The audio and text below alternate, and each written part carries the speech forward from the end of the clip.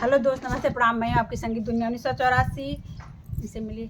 Hello दोस्तों, नमस्ते प्रणाम। मैं प्रतिमा शर्मा 838। आप लोगों के लिए बहुत ही प्यारा सा एक जोक गीत लेके आया गया है और प्रतिमा शर्मा 838 चैनल को फुल सपोर्ट करिएगा, अपना आशीर्वाद प्यार दुला दीजिएगा।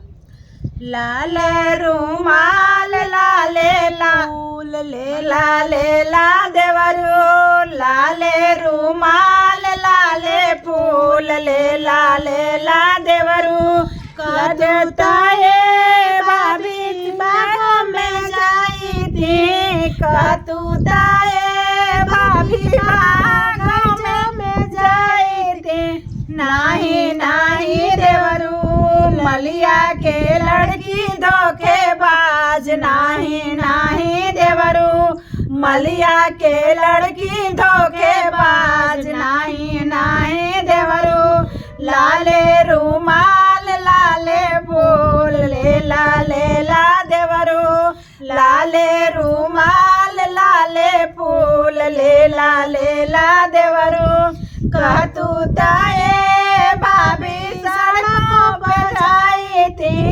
कहतुताए भाभी सड़कों पर जाई थी, नाही नाही देवरू ड्राइवर की लड़की धोखेबाज, नाही नाही देवरू ड्राइवर की लड़की धोखेबाज, नाही नाही देवरू लाल रुमालिया लाल फूल ले लाले ला देवरू, लाले रुमालिया लाल फूल ले लाले ला देवरू, कतुताए भाभी नारा बजाई थी हो, कतुताए भाभी गतिया पे जाई थी हो, नाही नाही देवरू गोरा की लड़की हरम जादी, नाही नाही देवरू कोहरा के लड़की धोखेबाज, नाही नाही देवरू